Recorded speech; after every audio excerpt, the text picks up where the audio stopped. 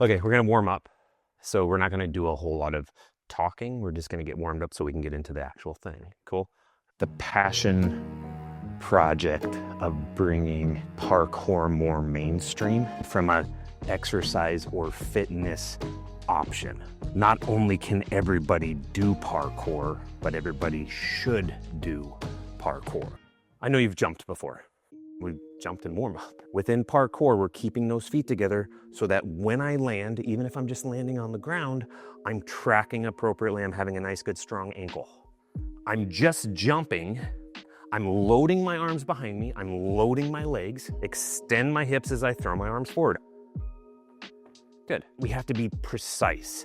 If I'm jumping from here to there, it doesn't do me any good to jump farther. I also have to start to know how far I can jump. If I don't know whether or not I can jump that far, probably shouldn't do it. Jump, stick my landing. If I land and I don't stick it and I take a step forward, that's not good. If I land and I fall backwards, that's not good. So right now, we're just looking to do that on the ground. The goal is to land on that black line. Just see if you can jump to 6 feet. Good. That's the precision jump. Jumping to something precise, giving the precise amount of power, landing exactly where you want to land. Now, we're gonna do what's called a plyo. Up here, when I jump, my arms are behind me. So if I'm landing and immediately going into another jump, I want my arms behind me. I don't want them here, then I have to go here before I jump because I'm trying to maintain my momentum. My first landing is actually a loading of my next jump. So I'm gonna go jump, plyo, stick. I'm utilizing my momentum to carry through for my next jump. So I'm jump, plyo, stick. I didn't stop, hang out. I used the momentum of that first jump to get into my second jump. And actually, my second jump should be able to be further because I'm not starting from a dead stop. But it's the skill of being able to fluidly maintain that momentum. I'm gonna jump, land, and as I'm landing, again, not only am I landing, I'm loading my legs for that next jump and my arms are behind me. So we're kind of doing that swim motion, this fluid. No, it's just enough to jump, plyo, stick. Try not to stop, keep your feet together. Don't worry about the lines right now. We're just focusing on maintaining that momentum, having our arms in a good position. Jump, plyo, good. Little bit of a hesitation. Try to immediately make your landing and loading within your legs the same. That makes sense? Boom, yeah, much better. Go ahead, fluidity. Boom, boom, good. And you're having to control a little bit of momentum. Boom, boom, good. The biggest thing we're trying to understand is the fluidity of that second jump, arms behind, loading the legs. It's weird when you go from I'm landing and sticking it to now all of a sudden I'm trying to actually load and jump.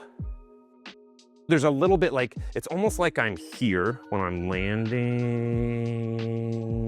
There's like this V that happens. Because if I'm not landing here, my feet are in front of me, I'm absorbing in, and then I'm jumping again. Now we're gonna do a running jump. Now I'm going to be taking off of one foot, landing on two. It's already hard enough to keep our feet together when we start with them together, but now we're going to be separating them and then trying to bring them back. I'm just running, I'm taking off of one, and I'm landing on two, sticking my landing. It's also harder from sticking it because I have more momentum. And then ideally, like as I'm doing this, there's a little bit more of athleticism and then I'm kind of lowering myself and I'm exploding up. With the running jump, ideally you should be able to jump further than just here.